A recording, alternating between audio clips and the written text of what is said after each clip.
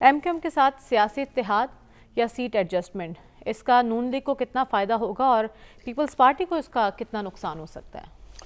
دیکھیں، یہ صف بندی جو ہے یہ الیکشن کے حوالے سے ہو رہی ہے. کیا یہ صف بندی ہی الیکشن تک جائے گی؟ یہ کچھ مراحل ہوتے ہیں، اور جو ایم کے ایم اور پاکستان مسلم لیگ نون کے درمیان آپ اسے اتحاد کہہ لیں، اسے مفاہمت کہہ لیں، اسے سیٹ ایڈجسٹمنٹ کہہ لیں، یہ دائرہ کار ہے کراچی کا. دیکھیں، کراچی پاکستان کا سب سے بڑا شہر ہے. 22 نشستیں 2018 میں وہاں پر 20 تھی، اب وہاں پر 22 ہیں، اور یہ 22 قومی اسمبلی کی جو نشستیں ہوں گی یہ اسلام آباد کے پرائم منسٹر کے لیے بڑی امپورٹنٹ ہوں گی. اور دیکھیں، ایم کیو ایم نے مختلف ادوار میں مختلف پارٹی سے الائنس کیے ہیں، اور اب بھی ایم کیو ایم کی وہ پوزیشن نہیں ہے جو ماضی کے اندر رہی ہے.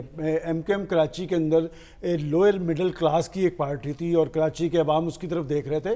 لیکن یہ جو 2018 کے الیکشن تھے نا، اس میں وہاں سے 14 نشستیں لی تھی پی ٹی آئی نے، وہ تھی وہاں پر پی ٹی آئی ڈومینیٹ. اور اب بھی یہ جو الائنس ہو رہا ہے، دیکھیں بات یہ کہ ہمیں جو زمینی حقائق ہیں وہ زمینی حقائق یہ ہیں کہ وہاں پر الائنس ہوگا پی ٹی آئی کا اور جماعت اسلامی کا. دیکھیں، جماعت اسلامی خود یہ تسلیم کرتی ہے کہ وہاں پر نعیم الرحمان نے کراچی کے اندر ایک اہم حیثیت اور اہمیت تو قائم کی ہے، لیکن وہ یہ کہتا ہے کہ جماعت اسلامی کی یہ اہمیت اور حیثیت تب ہوگی جب پی ٹی آئی کے ساتھ ہم ملیں گے، ان کو بھی فائدہ ہوگا اور ہماری بھی کچھ نشستیں نکلیں گی. میں سمجھتا ہوں یہ مختلف فیز ہیں. ابھی ان الائنسز کو آپ حتمی نہ سمجھیں. جب انتخابی شیڈول آئے گا، انتخابی شیڈول کے بعد ہم نے دیکھا ہے نا کہ جب سیٹ ایڈجسٹمنٹ ہو رہی ہوتی ہے، پھر دو نشستیں، ایک نشستوں پہ لڑائی ہے. پھر ایسے بھی ہوتا رہا ہے کہ جو پہلے الائنس ہوتے ہیں وہ بعد میں ٹوٹ بھی جاتے ہیں، وہ دوسری پارٹی سے ہو جاتے ہیں. یہ ایک دلچسپ مرحلہ ہے، لیکن اصل سنجیدہ عمل شروع ہوگا جب آپ کا انتخابی شیڈول آئے گا. اور آج ایک اور بڑی ڈیولپمنٹ ہے. دیکھیں، پاکستان آپ نے جو کہا ہے نا کہ بلوچستان کے لوگ زرداری ہاؤس میں جائے، وہ پہلے شامل ہو چکے ہوئے ہیں. ثناء اللہ زہری اور عبدالقادر بلوچ پہلے سے شامل ہو چکے ہوئے ہیں. ان کا جو مسلم لیگ نون بلوچستان کا صدر تھا وہ پیپلز پارٹی میں شامل ہو گیا. لشکری رحسانی صاحب جو پیپلز پارٹی کے صدر تھے وہ نون لیگ کی طرف آ رہے ہیں.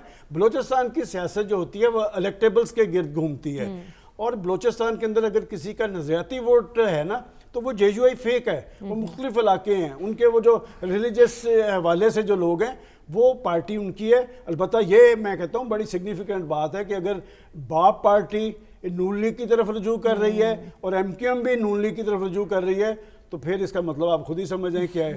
ٹھیک ہے. میرا سوال سلمان صاحب آپ سے یہ ہے، پنجاب کی صورتحال کی اگر بات کی جائے تو یہاں چودھری شجاعت صاحب کی پارٹی بھی ہے اور استحکام پاکستان پارٹی بھی تھوڑے پر پھیلاتی نظر آ رہی ہے. نون لیگ ان کے ساتھ یا یہ جماعتیں ان کی وش ہوگی کہ نون لیگ کے ساتھ کوئی سیٹ ایڈجسٹمنٹ کر لیں؟ دیکھیں مریم، ایک بات تو ابھی تھوڑی دیر پہلے ہمارے فاضل دوست نے جب زور دے کے کہا کہ اس کمبخت عوام کا کیا کرنا، یہ کمبخت عوام نہیں ہے، یہ بڑی باشعور عوام ہے. کہ 2018 میں اس سے زیادہ سخت صورتحال تھی پارٹی کے حوالے سے، مقدمات تھے، ان کی لیڈرشپ جیل میں تھی، تو لوگوں نے شعور کا ثبوت دیا تھا اور پنجاب سے وہ پارٹی الیکشن جیتی تھی جو ٹارگٹ ہوئی تھی. اس کے بھی بڑے بڑے لوگ جیلوں میں تھے، ان کے خلاف مقدمات تھے. پھر کہا گیا کہ جی کنگز پارٹی ہے. میں حیران ہوں کہ یہ بلاول بھٹو زرداری صاحب یہ نہیں بتائیں گے کہ کنگ کون ہے. دیکھیں نا، ماضی کے اندر کنگز پارٹیز بنتی رہی تو پتہ ہوتا تھا کہ کنگ کون ہے.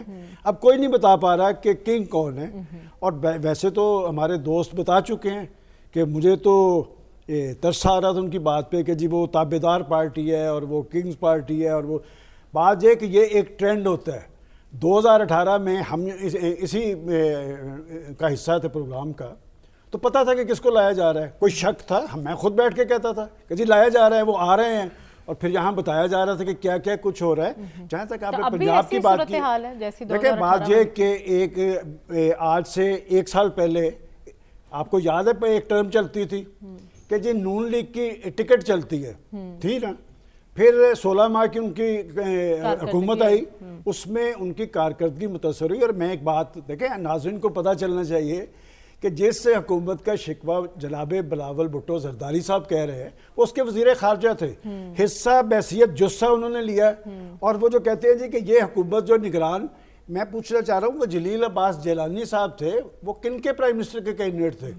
نگران حکومت وہ میں، کہہ رہے ہیں وہ ہم نے پیپلز بڑی پارٹی کے۔ محنت سے شہباز شریف صاحب کا وزیر اعظم نہیں ٹھیک کہہ رہے، میں آپ سے پہلے یہاں نہیں کہتا کہ وہ آصف علی زرداری صاحب کا پروجیکٹ تھا، تو بات یہ کہ پیپلز پارٹی ایک زبردست پارٹی ہے، ایک مؤثر پارٹی ہے، ان کو کم از کم اپنی جو لائنز ڈرا کر، جیسے انہوں نے کہا کہ جی الیکشن جلدی کروا دیا جائے، بھائی مشترکہ مفادات کی کونسل میں آپ بیٹھے تھے، ہر چیز میں آپ شامل تھے، پوری آپ نے مراحت لی، ثمرات سمیٹے، اب آپ کو نون لیگ پہ اگر آ رہا ہے تو بہرحال یہ سارے مل کے یہ کہہ رہے ہیں جی کہ نون لیگ آ رہی ہے، اور اس کا فائدہ نون لیگ کو یہ ہو رہا ہے کہ ان کے وہ جو ڈاما ڈول کینڈیڈیٹس ہیں نا، وہ چکوال سے، خوشاب سے، اکاڑا سے، سائیوال سے، وہ نون لیگ کی۔ اب آ جائیں پنجاب، دیکھیں پنجاب اصل مارکا ہونا ہے پنجاب میں، اور پنجاب میں جیسے ابھی صافی صاحب بھی بات کر رہے تھے کہ جس پارٹی نے آدھی سیٹیں جیت لی، قومی میں ہوں یا صوبائی میں، تو اس مشکل صورتحال میں 2018 میں انہوں نے تو اکثریت لے لی تھی۔ اب جو کیفیت بنے گی کہ بڑا مارکا پنجاب میں ہوگا، پیپلز پارٹی میں پہلے بھی یہاں کہہ چکا ہوں